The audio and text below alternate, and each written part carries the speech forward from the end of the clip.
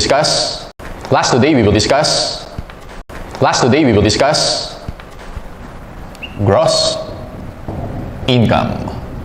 Gross income. This is one of the major topics in income taxation. Mahilig si BOA dyan. Okay? Madalas magtanong sa board exam about gross income. Okay? So since this is a major topic, magiging extensive yung discussion ko for today. So class, I need you to be attentive and patient. Okay? So magiging discussion ko for today. Alright, so let's recap yung format natin in computing our income tax. Siyempre, we start with gross income. And then, we have the allowable deductions. Gross income minus allowable deductions, we get the net taxable income. Alright? And to compute for our income tax, depende yan. If you're an individual, syempre, gagamitin natin yung tax table natin. Or if mag-qualify ka, you can also use the 8% income tax rate. Alright? Now, if you're a corporation, we will use the RSIT or the MSIT. Okay? So basically, yun yung mga na-discuss natin for the past sessions. Okay? And also, we discussed yung partnerships, co-ownership, joint venture, estate, and trust. And we learned na yung concepts pala nila, same lang as concepts natin sa individuals and corporations. Okay? Now, for today class, di-discuss natin yung details. And we will focus on gross income. Next meeting naman, deductions naman tayo. Alright? So yeah, so let's discuss gross income. Sir, what do you mean by gross income? By definition class, gross income is any gain derived from labor, capital, and sale of asset. Okay, ito yung definition of gross income. Okay? It's a gain, and yung sources niya, tatlo. Labor, capital, and asset. Okay? So yun yung definition of gross income. Now class, for our discussion, okay, discussion purposes, i-exclude natin, okay, excludes items that are exempt and items subject to final withholding tax and capital gains tax. For our discussion, i-exclude natin sila. Alright? Kasi by definition, actually, yung mga dividend income na yan, mga interest income, okay, mga sale of real property, di ba? Subject to final withholding tax and capital gains tax yan. By definition, part sila ng gross income. Okay? Pero sa discussion natin, i-exclude natin sila. Alright? So, ang di-discuss natin for today class is what we call ordinary income, or you also call this returnable income.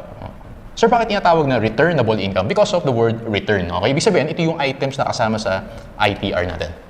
Alright? Kasi yung exempt, okay, yung mga exempt, yung subject to final withholding tax and capital gains tax, we learned, hindi na natin sinasama yun sa ITR. Okay? So again, ang i-discuss natin ngayon, those items na part of the gross income na magiging na-included sa ITR natin. Ang tawag natin doon, ordinary income or returnable income. Got it? Okay. Now class, yung discussion natin for gross income, we will divide this into two. Okay? First one is inclusions. And then yung second half ng discussion natin, we will focus on exclusions. So when you say inclusions, obviously, yan yung included or yan yung magiging part of the gross income. Pag sinabi mong exclusions, yan yung excluded or yung hindi magiging part of the gross income. Okay? So ito yung general principles na tatandaan yung class sa gross income. Una, ito na, nasabi ko na kanina. Basta may gain ka, part of gross income yan. Alright? And included siya sa gross income if it's a return on capital. Okay? On na. And then excluded naman siya sa gross income if it's a return of capital. Tandaan nyo yung dalawang concepts na yan. Yan yung i-apply natin sa di-discuss natin for today. Okay? So, kasi ganito yung may approach natin sa discussion ng gross income. Isa-isahin natin per item, okay? Yung mga inclusions and exclusions. Okay? So, again, be patient with me. Open your G-sheets. As you notice here, meron tayong bagong sheet na gross income. And actually, nakalista na dyan yung inclusions and exclusions. So, magbibigyan ako ng konting details and discuss natin briefly per item. Got it? Okay, so class, start muna tayo with inclusions. Dito na lang. Inclusions. Again, ito yung magiging part of our gross income and eventually magiging part of net taxable income and yun yung basis ng tax due natin. Alright, so first one class is compensation income. Compensation income arises from employer-employee relationship. Okay? So yung mga working reviews natin, so most of you nag-earn kayo ng compensation income. So every 15th and 30th, usually, diyan kayo nakaka-receive ng payslip. Ano yung itsura ng payslip nyo? Di ba meron yung salaries? May salaries dyan, and then i-add dyan yung overtime pay. What else? Baka may mga allowances ka. For example, gas allowance or cellphone allowance. And then meron ka, let's say, siguro mga November or December, nagbibigay ng 13th-month pay. Tama? So 13th-month pay. And then, ano pa? Let's say, mga other benefits. For example, mga Christmas bonuses. Ayan. And we know class, kung maalala nyo discussion natin sa individuals, yung 30th month pay na yan and other benefits, merong ceiling yan. Okay? Meron diyang exempt na amounting to 90,000. Remember? Naalala nyo ba yun? So, ibig sabihin, yung lalagpas lang sa 90,000, yun yung mapupuntas, yun yung magiging taxable basically. Okay? So, pag inad mo lahat ng, well, basically, benefits sa'yo ng company, benefits na binigay sa'yo ng company, total mo yan, actually, meron tayong deductions. Okay? Tawag natin doon yung payroll minus yung payroll deductions natin. Or these are your mandatory contributions. Okay? Ano yung mga mandatory contributions? Yung bayad natin sa SSS or contribution to SSS, PhilHealth, okay? Pag-ibig, ano pa? If applicable, yung union dues, okay? Mga labor union dues, ayan, yan yung magiging taxable compensation income natin. Taxable compensation income. Okay? So, class, pwede mong isipin na yung payroll deductions, di ba sa business, meron tayong mga allowable deductions. Kapag empleyado ka, yung deductions mo, okay, yung counterpart ng business, ang tawag natin doon, payroll deductions. Doon maliliit lang yan. Okay, SSS, PhilHealth, Pag-ibig, union dues, ang ibang tawag natin dyan, yun yung mandatory contributions. So again, yun yung computation natin ng compensation income. So again, compensation income is included in your gross income. Okay, number 2. So, before we go to number 2, ano nga ba kasi mangyayari sa taxable compensation income natin? Di ba? Magiging i-withhold yan ng employer mo, tama? So, pag sabi i-withhold, i-advance payment niya sa BIR. Kaya every 15 and 30th, mapapansin mo, binabawasan agad ng tax. Tama? So, meron tayong withholding tax on compensation. It's a table, okay? So, every 15th and 30th, nag-withhold si employer. And then, i-annualize yan, buong taon. Okay? Magko-compute ng tax buong taon, and then, kukomputin sa tax table, tapos, i-compare dun sa lahat na na-withhold mo na. Dalawa lang yung possible scenarios. Okay? It's either kulang, okay? Pag kulang, may babayaran pa. Pagka sobra naman, may marirefund ka. Okay? So, ganun siya. Alright, so most of the items actually na-discuss natin. Medyo na-discuss na rin natin before. So, yung details lang tayo ngayon. Number 2, if we have compensation income, meron din tayo class na tinatawag na business income. Alright? So, as you notice, yung compensation income na yan, if babalik tayo sa principle sa atin ng gross income, iyan yung gain derived from labor. Tama lang? Nagbibigay ka ng services, okay, ng labor for the employer, siya salduhan ka through compensation income. Business income naman class, depende yan kung anong klaseng business yung ino-operate mo. It can be trading business or also known as merchandising. Okay? And meron tayong manufacturing. Okay? So kapag trading or merchandising, paano computing yung income natin dyan? Meron ka sales minus the cost of goods sold, you have the gross profit. Okay? Actually, ito yung gross profit, yun yung gross income. Okay? Yun yung gross income. Now, yung cost of goods sold class, kapag merchandising ka, well, alam niyo yung accounting, just to recap, start ka with beginning inventory, okay, you add the purchases minus ending inventory, you have your cost of goods sold. Alright, alam niyo na in accounting. So, ganun din yung computation sa tax, okay, to get your gross profit or your gross income. Alright? Pag naman manufacturing ka, well, same lang din yan. Meron kang sales minus cost of goods sold, you have the gross profit. It's just that, iba yung computation mo ng cost of goods sold. Alam niyo na rin to in MAS. Paano yung computation ng cost of goods sold? We have the raw materials used, okay, plus direct labor, okay, plus overhead. Ang tawag natin dito class is total manufacturing cost, okay, plus WIP beginning, and minus WIP end. And then, ano tawag dito? Yun yung cost of goods manufactured, tama? Plus FG beginning, minus FG end, ito yung cost of goods sold natin. Alright, so yung cost of goods sold na yan, yun yung para ma-compute natin yung gross profit or gross income. As you notice class, kung ano yung alam natin sa accounting, yun lang din yung gagawin natin sa taxation when it comes to computation of gross profit. Got it? Alright, so yung business income na yan, class, yun yung gain naman from capital.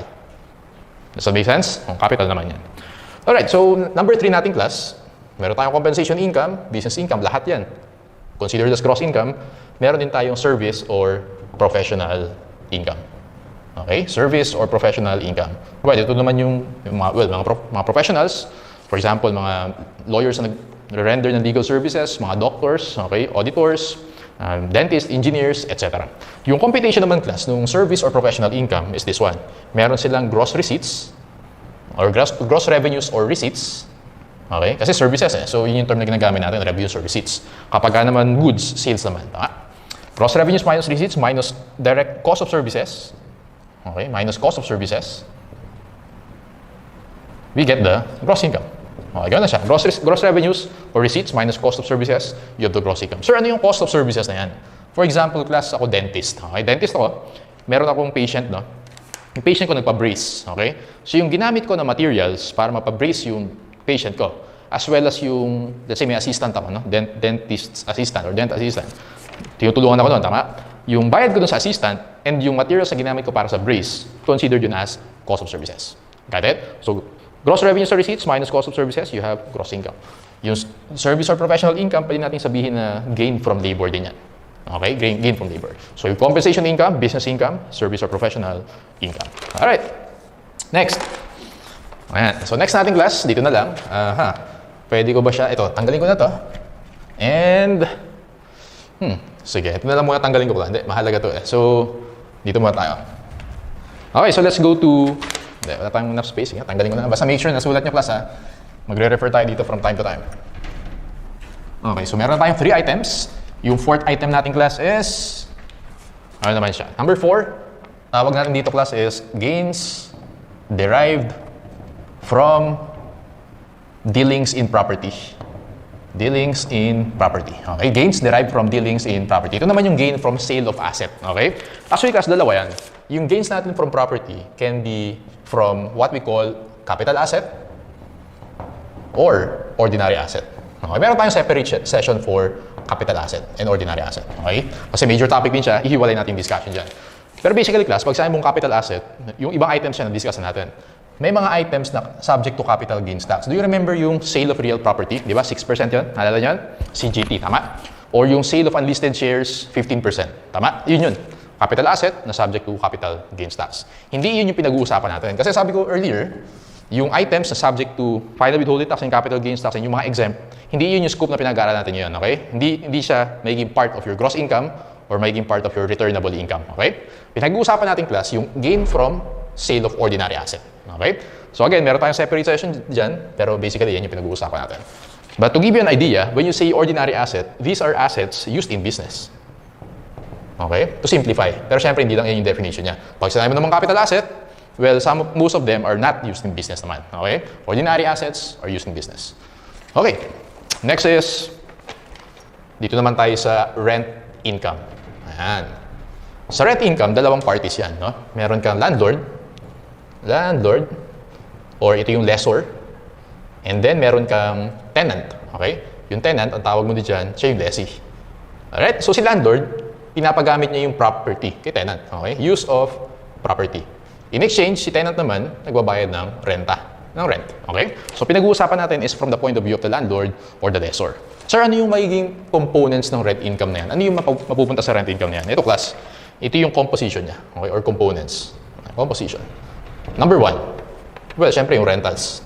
Tama? Usually, yung rentals, every month yan. Tama? So, meron kang monthly rent. Kasama yan. Okay? And then, meron ka din yung mga advance rent. Tama? Di ba? Meron kang 2 months deposit, 2 months advance. Ganun yung normal terms, di ba? So, kasama din yun. Okay? Actually, class, yung advance na marireceive mo, okay? For example, 2 months. Nire-record mo as income yun, okay? Sa time na na-receive mo siya. Okay? Hindi siya ina-accrue, okay?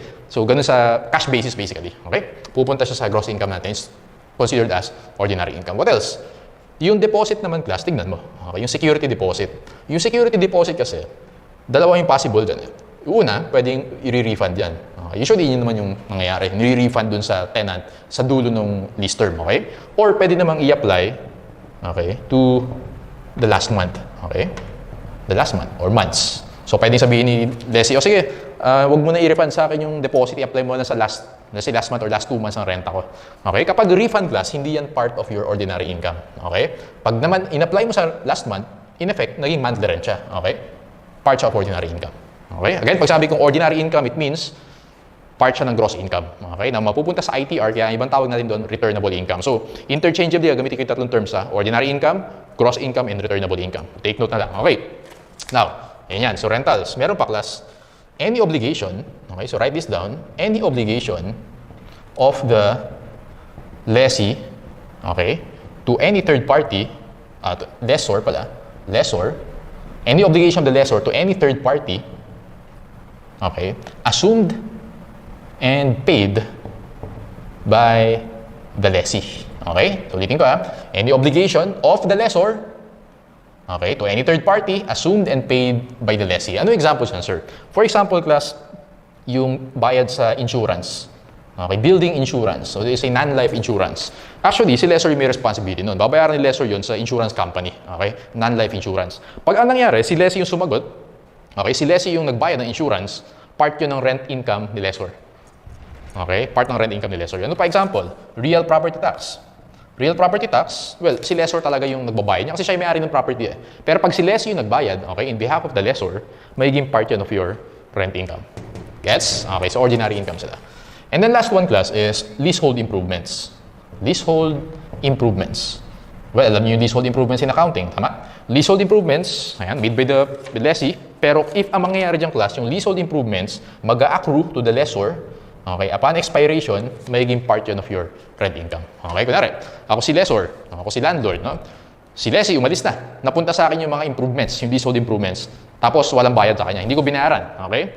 Income ko yun. Tama, may gain ako. Nag-gain ako dun sa leasehold improvement. So again, dapat free of charge. Dapat wala akong bayad kay lessee. Okay? Magiging part yun of the lessors or the landlord's rent income. Now, class, yung leasehold improvements na yan, meron two ways allowed by BIR kung paano mo i-recognize yung rent income. Dalawa yan. Meron tayong tinatawag na outright method. Okay? Or lump sum. Ito yung lump sum. Or meron din tayong tinatawag na spread out method. Okay, dalawa. Lump sum method and spread out method. From the term itself, outright method, lump sum, ibig sabihin, 100% i-recognize mo agad as your income. Okay? How much yan? Equal yan sa fair market value of the leasehold improvements. Alright? Pag sinabing spread out method naman, class, later, pag magsasolve tayo sa handouts natin, bigay ako ng magsasolve tayo niyan. But basically, kung isipin nyo siya, parang siyang straight line method.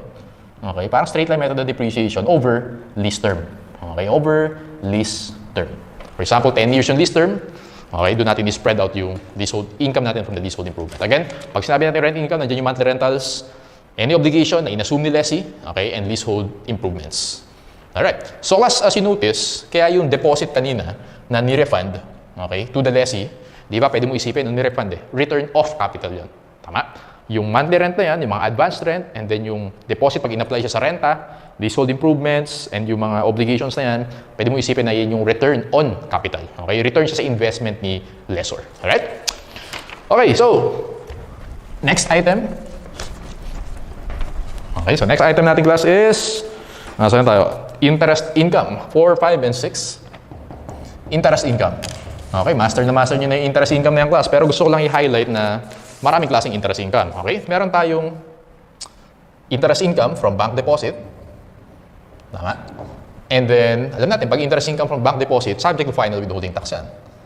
Alright? 20% kapag local currency, pag foreign currency, 15%. Master na master nyo na yan.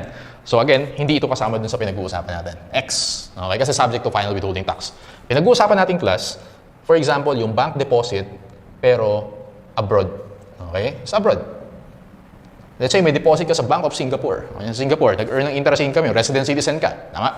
Pag resident citizen kasi, within and without the Philippines yun. Okay? Pag bank deposit abroad, ordinary income yan. Okay? Part of your gross income. Alright? What else? Pag meron tayong interest income, let's say from notes receivable. Okay? Si customer, nag-issue ng promissory note sa atin, nag-accrue na note, nag-earn tayo ng interest, hindi yun subject to final withholding tax. Okay? Ordinary income yun, or returnable income, or gross income. Alright? So, yan. Ito yung pinag-uusapan natin. Got it? Actually, class, yung subject to final withholding tax, within lang yan. Within the Philippines. Pag abroad or without the Philippines, returnable income yun. Alright? Okay, next is number 7. Doon naman tayo sa royalties. Okay? Royalties naman, class, kung naalala nyo yung sa G-sheets natin, sa individuals, depende yan. Kapag within the Philippines or without the Philippines. Okay? Actually, nasa G-sheets natin, within the Philippines yun, or earned inside the Philippines. So, alam natin, class, kapag ganyan, it's either 10% or 20%. Final withholding tax. Double check natin, doon tayo sa individuals. Okay, sa G-sheets natin. Royalties, ayan. From books, literary works, and musical composition, 10%. Other royalties, 20% final withholding tax. Hindi ito yung pinag-uusapan natin. Okay, pinag-uusapan natin yung royalties earned outside the Philippines. Kapag ganyan, well, ordinary income siya. Or returnable income, part sila ng gross income. Okay? So, ayan. Alright. And then, number 8. Let's talk about dividend income. Dividend income, well, meron kasing dividend income na subject to final withholding tax. Merong dividend income na exempt. And then may dividend income na napupunta sa tax table natin or ordinary income. Tama? So again, ang pinag-uusapan natin is hindi yan. Okay? Hindi rin yung exempt. Pinag-uusapan natin yung napupunta sa ordinary income or returnable income. Alright? So, alam na alam niyo yung dividends yan. In fact, meron tayong separate na sa G-sheets natin, meron tayong separate na sheet sa dividends. Hindi natin i-discuss yan. Okay? Kasi extensively, discuss natin before yung dividends. Okay? Pero basically, ito yung pinag-uusapan natin. Okay? Yung dividend income, For individuals na subject to tax table, or sa corporations naman yung napupunta sa yung subject to RC or MC. Okay? We called it ordinary income or returnable income. Okay, so that's dividend income. Let's move on to number 9. So class, binibigay ko na sa inyo yung mga key points to remember per item. Right? Sige. Let's go to number 9. 6, 7, 8, 9. Okay, next naman class. Actually, yung mga to nakalista lang naman sa tax code, no? We have annuities. Annuities. Sir, ano ba yung annuities na yan? Okay, pag sinabi mo annuities in accounting, di ba? Naalala nyo ordinary annuity tapos merong annuity due. Naalala nyo yan? Pag sinabi mo annuity, series of payments. Tama? Series of payments. Actually, yung annuities na yan class, it's a financial product of an insurance company. Okay? For example, Philem Life, Sun Life, Manulife, etc. Nag-o-offer sila na tinatawag na annuity contracts. Paano ba nangyayari yan, sir? For example, class, si Mr. X. Okay? Si Mr. X, kumuha siya ng isang insurance policy. Okay? Tawag natin sa kanya, siya si policy holder. Alright? And then, let's say, ang counterparty niya si Philem Life. Okay? Si Philem Life, siya si insurance company. Alright? Okay. Now, nagbabayad si Mr. X ng premiums kay Philem Life. Okay? Premiums, pwedeng quarterly, pwedeng monthly, quarterly, every 6 months or every year, yung premium na binabayad mo kay insurance company. Okay. Ngayon class, ang gagawin ni Philem Life, okay, usually kasi yung annuities na yan, annuity contracts, mas ginagamit niya sa ang plano mo for your retirement. Okay? For retirement yan usually. So upon retirement ni Mr. X, okay, si Philem Life, magbabayad siya ng, may periodic or series of payments. Periodic or series of payments. Fixed payments yan, every month. Okay? So, ibig sabihin class, yung annuity is a source of steady stream of income ni policyholder. Okay? So, again, magbabayad ka ng premiums. Pag nag-retire ka, okay, every month, okay, for the rest of your life, usually ganun yun, no? For the rest of your life, magbabayad sa'yo ng fixed income si insurance company. Ang tawag natin doon, annuity contracts. Okay? So, ano yung rules natin? Ano yung taxation rules natin when it comes to annuity contracts? Ito class yung rule. Tanda mo to. Yung rule natin for this one is excess of annuity payments, okay, by the recipient over premiums is ordinary income. Okay? So, excess of annuity payments. What do you mean by that, sir? For example, class, si Mr. X, nagbayad siya for 10 years, okay? Ng annuity, ng premiums. Alright? So, let's say, ang total na nabayad ni Mr. X is 1 million. Ayan. So, ito, 1 million yung premiums. And then, si Philem Life, ang total na binigay sa kanya na annuity, series of payments, 1.5 million.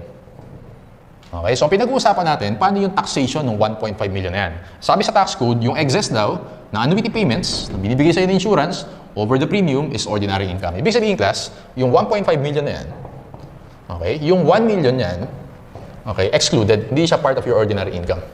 Alright? Yung excess lang. Yung excess na 500,000, yung sumobra sa binayad mo, okay, part of your ordinary income. Okay? It's a returnable income na maging part of your gross income. So again, class, kung isipin mo, pwede mong isipin ganito yan. Yung 1 million is a return of capital. Investment ni Mr. X yan eh. Yun yung binayad niya. Tama? Total 1 million. So capital yun. So yung return of capital, hindi yung taxable. Tama? Ang taxable dito, yung kinita niya. How much yung kinita niya? Yung difference. 1.5 minus 1 million, yung 500,000 is an ordinary income. Alright? Na since individual si Mr. X, is subject yan sa tax table. Got it? Alright. Let's go to number 10. Prizes and winnings. Prizes and winnings. Okay, so alam niyo na yung prizes and winnings. Actually, punta tayo sa G-sheets natin para lang ma-recap natin. No? Prizes and winnings, kung makikita nyo dyan class, prizes of 10,000 or less, tax table yan. Prizes over 10,000, prizes of 10,000 or less is tax table. Prizes over 10,000, 20%. Okay? Winnings naman, PCSO and Lotto winnings exempt. Okay? Yung winnings is either exempt or 20%. Ang pinag-uusapan natin dito class, prizes, okay, that are amounting to 10,000 or less. Ayan, ito yung pinag-uusapan natin. 10,000 or less, ordinary income yan. Returnable income yan. Got it? So, ibig sabihin, i-report yan sa ITR. Everything else, pag prices over 10,000, 20% final withholding tax. Pag winnings naman, okay, other winnings, 20%, and then pag PCSO and Lotto winnings, 10,000 or less, exempt naman yan. Okay, and also class, ito yung within. Actually, yun yung within. Okay, lahat ng prizes natin, na without. If you are a resident citizen or a domestic corporation, for some reason, corporation ka pero may prizes ka, okay? For example, nangyari yun. Kahit without yan, kasi alam natin yung resident citizen, domestic corp, taxable within and without yan. Magiging part of your ordinary income yan. Okay, so again, ang part of our ordinary income, yung prizes na 10,000 or less, and prizes at any amount, basta earned outside or without, Pag resident corporation ka and DC, resident citizen and domestic corporation, part yan of your ordinary income. Okay? Sige, so that's number 10. Let's go to number 11. Okay, number 11. So, hanggang ilan ba yan, sir? I think 18 yata yan. Okay, so, yung inclusions. Meron pa tayong exclusions. Ayan. So, please bear with me. So, kailangan ko i-discuss to kasi ang tendency ng mga students, minimemorize na nila, ito yung mga included sa gross income. Okay? Hindi na naiintindihan kung bakit. Okay? So, I'm trying my best na explain sa inyo kung bakit siya included, bakit siya excluded. Alright? Let's go to number 11. Ayan, meron tayong dividends. Alam nyo na yung dividends na yan. Okay? So, extensive yung discussion natin dyan. Pero class, yung na-discuss pala natin is cash dividends. Iba-iba yung dividends natin as we learned in accounting. Meron tayong property dividends. Okay? We have liquidating dividends. And then we have stock dividends. Ayan. Cash dividends, property dividends, liquidating dividends, stock dividends. Huwag na natin aralin yan. Pero yung cash dividends, iba-iba yan, di ba? Merong exempt, merong final tax, merong ordinary income. So okay na yan, huwag natin discuss yan. Let's go to property dividends. So yung property dividends ba, returnable income ba yan or ordinary income ba yan? Answer is yes. Okay? Pag naka-receive ka ng property dividends, okay, i-record mo siya at fair market value. Okay? Fair market value of property received. Di ba ganun din yung rules sa accounting? Pag nag-property dividends, ang recording mo is at fair market value. Ganun din sa taxation. Okay? Pag sinabi naman liquidating dividends, ano ibig sabihin ng liquidating dividends? Parang sa corporate liquidation. Pag corporate liquidation, binabayaran mo yung creditors mo, tapos pag may excess cash ka pa, ibalik mo sa shareholders. O, yung binabalik mo sa shareholders na yan, ang tawag natin nun, liquidating dividends. So ano yung rule dyan? Ito yung rule dyan, class. Sa liquidating dividends, okay, tandaan mo lang na non-taxable up to the cost of investment. Okay, non-taxable at to the cost of investment. For example, class, nag-invest ka sa isang corporation. Okay, investment mo is 1 million. Investment, okay? Kung sa accounting, meron kang debit, let's say FBPL, okay? Or debit investment in ABC Corporation, for example. And then, nag-liquidate na, nalugi yung investan mo. Binalik sa'yo yung excess cash, tama? Ngayon, ang binalik sa'yo yung cash is 1.5 million. Okay, gawin natin 1.7 million. 1.7 million. Ito yung tinatawag natin na liquidating dividends. Obviously, applicable lang yan during liquidation. Alright? So now, class, non-taxable up to the extent of the cost. So, ibig sabihin, class, yung 1.7 million na marireceive mo, okay, i-breakdown mo siya into 2. Yung 1 million, non-taxable yan. Okay? Yung 700,000, iyan yung magiging part of your ordinary income. Tama? Bakit, sir? Yung 1 million, investment mo yan. Ano tawag natin doon? Return of capital. Yung 700,000, kinita mo yan. Mas malaki yung na-receive mo kaysa sa in-invest mo. Return on capital. Alright? So, yun yung rule natin sa liquidating dividends. Sir, stock dividends naman, taxable ba yan or hindi? Okay? Generally, non-taxable yan. Generally, non-taxable. Okay? Pag may generally, ibig sabihin, may exception to the rule. Exception natin dito, class. Okay, so, write this down. Sulat mo muna, then explain ko later. Exception natin is if the payment of stock dividends results in a change in the proportionate interest. Okay? Okay, yan. Exception. Taxable siya if the payment or yung pag naka-receive ng stock dividends results in a change in the proportionate interest. Ito mag-focus. Pag may change in proportionate interest, taxable yan. Pero generally, hindi yan taxable class yung stock dividends. Bakit, sir? Naalala nyo in accounting. Di ba, yung magde-declare, for example, si ABC Corp, ano class yung entry natin pag nag-declare ng dividends? Naalala nyo pa? Stock dividends, di ba? Meron kang retained earnings. Tama? At fair market value. Tama ba? Tama. And then, meron kang credit, stock dividends, distributable, tapos meron kang share premium. Tama ba? Parang ganun? Or APIC, whatever. Ganyan yung entry sa books ni ABC Corporation. Tama? Ngayon, yung recipient, si shareholders, ano yung entry sa books ng shareholders? Actually, wala. Memo entry lang. Tama? Sabihin mo sa memo entry, okay, dumami yung number of shares ko. Tapos, bumaba yung cost per share ko. Di ba ganun lang yan? So, as you notice, kahit sa accounting, whether entry nung nag-declare ng dividends or yung shareholders na naka-receive, the recipient of the dividends, stock dividends, walang income. Ganoon din sa tax. Generally, stock dividends are not taxable except if there is a change in the proportionate interest. Sir, pwede pa explain nung change in the proportionate interest? Ganito yung class.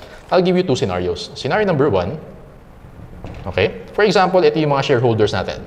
Shareholder A, B, C, and D. May apat tayong shareholders.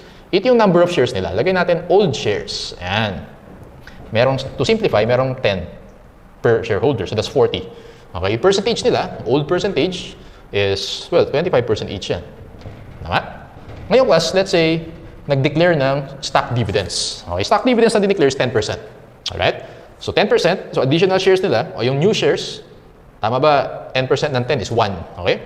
So, ibig sabihin, per shareholder, 44 na yung total shares nila, and then yung new percentage nila, okay, 25% pa rin. Does that make sense? Kasi 11 divided by 44 is still 25%. Okay, wala tayong change doon in the proportionate interest. Sir, paano magkakaroon ng change in proportionate interest? Pag ganito yung nangyari, class, scenario 2. Okay? So, scenario 1, non-taxable yan. Scenario 2, ito yung taxable. Okay? So, ito yung old shares pa rin, ha? Gamitin pa rin natin yung old shares. For example, class, nagbigay ng optional stock dividend. Optional stock dividend, wherein may option yung shareholders. O sige, pwede kayong pumili. Pwedeng cash, pwedeng stocks. Ayan. So, ganun. Ngayon, ang ginawa ni A and B, okay, shares, cash yung pinili nila. Okay? Equal sa fair market value ng shares. Tama? So, ibig sabihin, class, yung new shares ni A and B still 10. Kasi cash dividends yung pinili nila. Okay? Ngayon, si C and D, ang pinili nila, stock dividends, let's say 10%. So, meron sila 11. 10, 10, 11, 11, that's 42. Okay? Ako na mag-compute ng new percentage.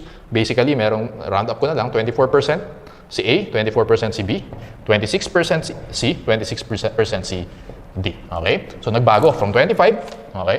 Yung scenario 2 natin, optional stock dividends, hindi kumuha sa A and B, si C and D kumuha, nagbago from 25 naging 24, from 25 naging 26. Ang tawag natin doon, change in the proportionate interest. Therefore, C and D, okay, yung na-receive nila na shares will be part of the gross income, considered as ordinary income, equal to the fair market value of the shares. Okay, gets? Ayan.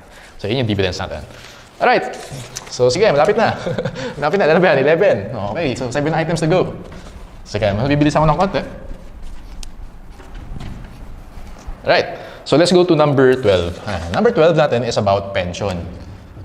Okay, yung pension class, ibig sabihin yung mga pag nag-retire, no? So retirement pay, pag nag-work ka sa company, nag-retire ka, let's say age 60, ma-pension ka basically.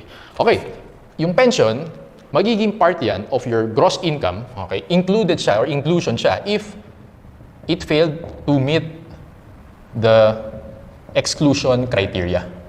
Okay? So class, i-discuss natin later sa exclusions yan. Di ba, dalawa yung discussion natin, inclusions and exclusions.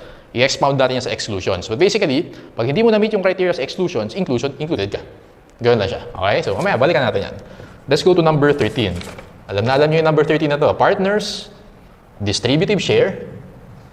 Okay? Distributive share from the net income of General Professional Partnership, GPP. Makakadiscuss na natin yan. Di ba? Yung distributive share nila, class, mapupunta yun sa ITR ng mga partners. Yun, kaya tawag na doon, returnable income kasi part ng ITR, income tax return. So, yung partner share in GPP is considered as ordinary income, pasok yan sa gross income. Got it? Magiging subject yan sa tax table. Alright, so syempre, pag ibang klaseng partnership yan, pag ordinary partnership, alam natin, hindi yun magiging part of your ITR. Alright? Sige, so number 14. Ito, number 14. Dito ko lalagay yung number 14. Kasi may example tayo dito. So, number 14 nating class is, okay, bad debt recovery. Ayan, bad debt recovery. Alright. So, bad debt recovery, first off class, sa point of view ni BIR, direct write-off method lang ginagamit niya. Yun lang yung allowed. Okay, direct write-off method. Alright? Di ba sa accounting, may dalawa yun eh. Direct write-off and then allowance method. BIR, walang concept ng allowance method dyan. Actually, si BIR, wala siyang concept ng mga mark-to-market. Puro cost method din yan. Okay? So again, direct write-off method lang. If you remember, ang entry natin dyan, debit, budget, expense, credit, AR. Nalala niyan? Okay. Now class, yung bad debt recovery, parang sa accounting natin, nag-write-off ka ng year 1, year 2, nagkaroon ka ng recovery. Nalala niyo yan? Okay. So ang tanong dito, sir, yung recovery ba na yan part of your ordinary income? Ang sagot dyan class, depende. Okay? We will apply what we call the tax benefit rule. Sir, ano yung tax benefit rule? So, write this down muna class, explain ko later. Yung tax benefit rule, ito ibig sabihin niya, if in the year, okay, of write-off, if in the year of write-off, there was a reduction of the taxable income, okay, the bad debt recovery will be a taxable income. Alright, so again, bad debt recovery, isang concept lang itatanda mo dyan. Tawag na doon, the tax benefit rule. If in the year of write-off, okay, let's say yung nag-write-off ka year 1, alright, there was a reduction in the taxable income, the bad debt recovery, let's say naka-recover ka ng year 2, magiging part of your taxable income. Okay, so parang di ko nag-gets yun ha. Let's have an illustration, okay? Let's have three scenarios. For example, class, dito na tayo maglagay. Scenario 1, okay, scenario 2, and scenario 3. By the way, class, yung gross income na topic, mostly theory questions yan, okay? Konti lang yung computation. So, yung computation dito, usually ito, budget recovery, and yung mga leasehold improvements kanina, yun yung mga tinatanong usually dyan. Okay, so let's say, class, ito yung taxable income before write-off. Taxable income before write-off. Okay, let's say ito yung year 1. Ayan. Taxable income before write-off, and then ito yung actual write-off, and then this is taxable income after write-off. Okay? Yung write-off nangyari nung, yes, year 1 yung write-off. Taxable income after write-off. Tama ba? Taxable income before write-off minus the write-off, yun yung taxable income after write-off. Kasi yung entry natin dyan, debit, budget, expense. Expense siya, kaya nagpapabawas siya ng taxable income. Gets? Okay, and then lagay natin dito, class, ito yung recovery natin. Yung budget recovery, which happened in year 2 naman. So yung write-off nangyari ng year 1, yung recovery nangyari ng year 2. Ito, class, yung mga given natin. Scenario 1, meron itong 100,000. So isulat nyo muna to. Write-off natin is 20, so you have taxable income of 80. Recovery natin is 20, right? Scenario 2 natin, class, net loss before write-off 100. Write-off natin is 20, okay? Therefore, loss natin is 120. And then naka-recover tayo ng 20,000. Okay? And then scenario number 3 natin, meron tayong 100,000 income before write-off. Okay, write-off natin is 120. So we have negative 20,000. Recovery natin is 60. Ayan. So, kopyahin nyo muna yung given, class. Ang tanong natin dito is, sir, yung recovery na yan, how much dito yung magiging taxable income natin sa year 2? Alright? So, ulitin ko, nagkaroon tayo ng write-off ng year 1, nagkaroon ng recovery ng year 2. Question is, sa recovery natin ng year 2, alin dyan yung magiging part of our ordinary income? Or alin dyan yung, yes, part of ordinary income na pupunta dun sa ITR natin. Okay, apply natin yung tax benefit rule. Kung nag-benefit ka ng year 1, kung how much yung benefit mo dun, yun yung i-record mo as taxable income. Sir, paano mo malalaman kung benefit? If nag-result yun sa reduction of the taxable income. Ganito technique dyan, class. Ganito ginagawa ko dyan. Lagay mo yung actual and ilagay mo yung should be. Okay, sir, ano ibig sabihin mo ng actual and should be? Actual taxable income and should be taxable income yung year 1. Okay? So, di ba, class, ang actual ito eh? Tama? So, lagay ko lang yan, 80,000. So, sir, ano ibig sabihin mo ng should be? Okay? So, nasa year 2 tayo ngayon. Alam mo na yung, at this point, alam mo na naka-recover ka ng 20,000. Tama? So, ibig sabihin, class, dapat, kung ni-write off mo dati is 20, dapat hindi mo ni-write off yun eh. Kasi na-recover mo naman. Tama? So, ibig sabihin, ang should be taxable income natin is, dapat 0 to eh. Dapat 100,000. Does that make sense? Okay. So, ganito, class, yan. Kasi nung year 1, wala ka pang idea kung may mare-recover ka. Pag sinabi kong should be, okay, nasa year 2 ako. Tama? So, meron na ako na-recover. So, looking back, no, in hindsight, dapat pala hindi ko ni-write off yan. Okay? Kasi na-recover ko naman eh. So, yung should be ko, 100,000 minus 0, 100,000. Got it? So, yung benefit ko, okay, yung benefit ko dito, class, is 20,000. Yun yung benefit natin. Yung difference sa actual and should be, yun yung naging benefit mo. Therefore, sa year 1, sa scenario 1 natin, 20,000 will be part of your, is considered as ordinary income. Gets? Isa pa. Okay, actual muna tayo. So, class, dito sa actual natin sa scenario 2, net loss ka na. Tama? Net loss yan, negative. Actually, even before write-off, net loss ka na. So, ibig sabihin, class, yung actual natin, taxable income natin is 0. Wala ka naman taxable income na negative. So, 0 yung taxable income natin. In hindsight, alam ko na naka-recover ako ng 20. So, dapat dito, negative 100, okay, minus 0, yung should be ko, negative 100. Since it's negative, dapat 0 din yan. Yung should be ko is 0. Ibig sabihin, class, sa scenario number 2 natin, wala kang benefit. 0 minus 0 is 0. Okay? Last one. Scenario 3. Yung should be natin, yung actual natin, negative 20,000, tama? Well, wala ka naman negative na taxable income, so 0 yan. Okay, so ito na. Ni-write off natin is 120. Okay? In hindsight, dapat hindi 120 yung ni-write off natin. Dapat 60 lang, kasi na-recover mo yung 60 eh. Does that make sense? So 100 minus 60, dapat yung should be taxable income natin is 40. 100 minus 60, 40. Alright? So ibig sabihin, class, difference ng 0 and 40, ang benefit mo is 40,000. Therefore, 40,000 yung pupunta sa ordinary income mo. Got it? So, answer, 20,000, 0, and 40,000. Gets? Okay.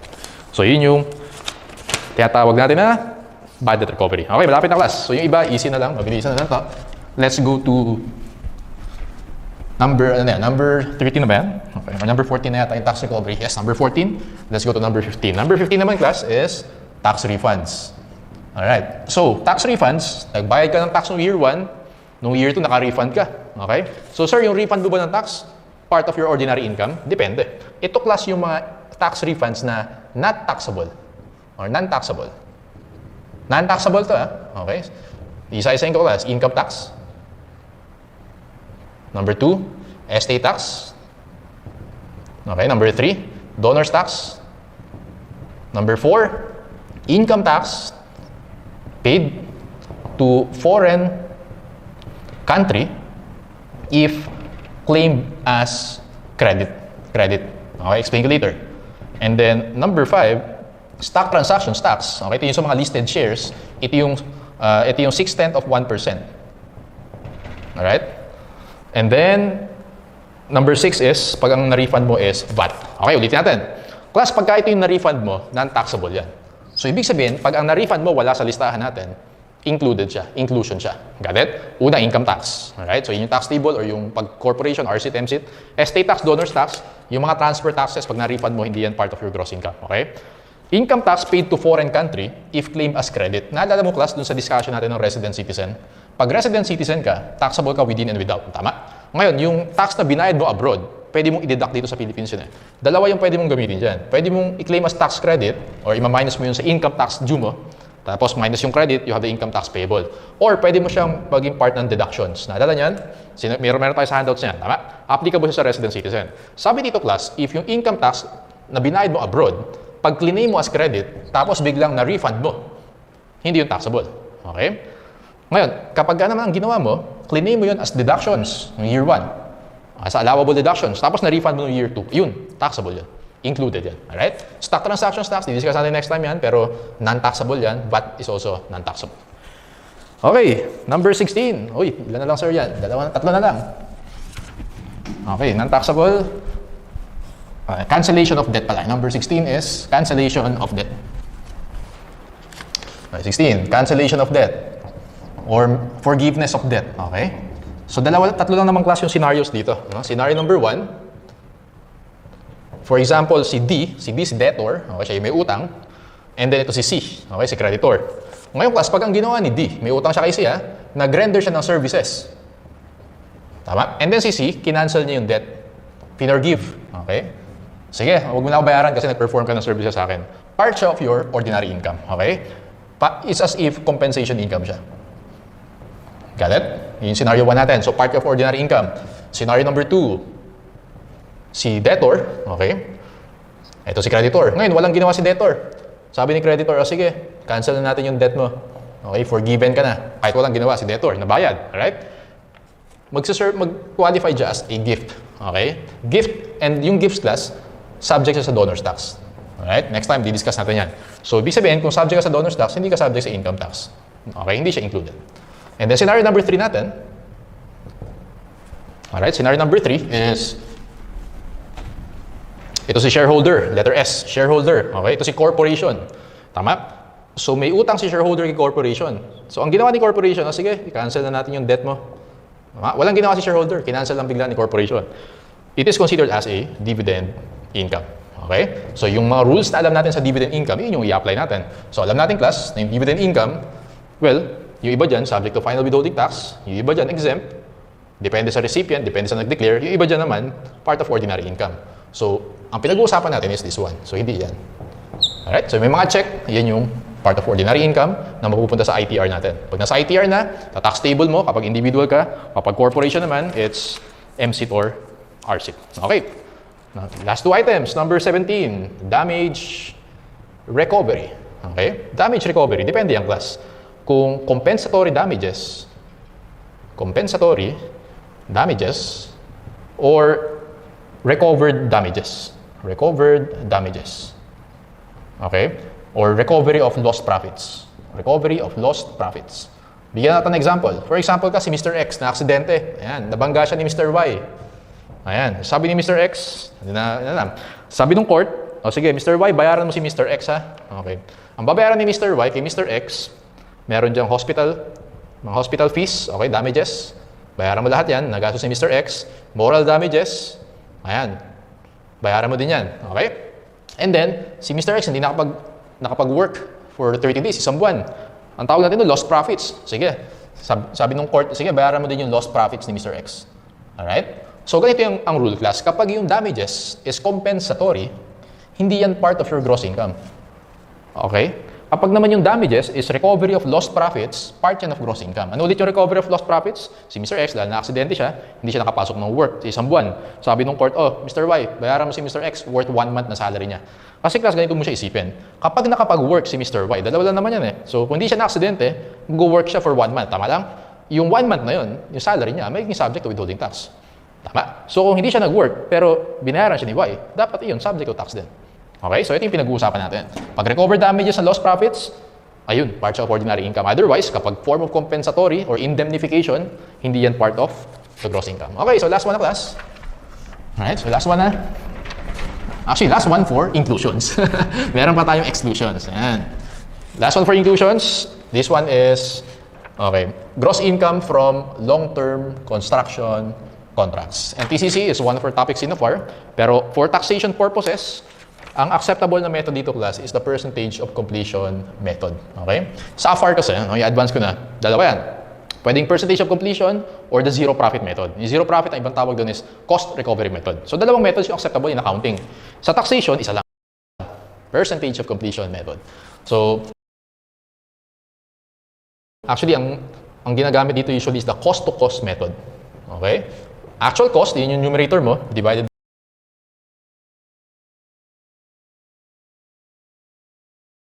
by yung total cost of the project, yun yung kung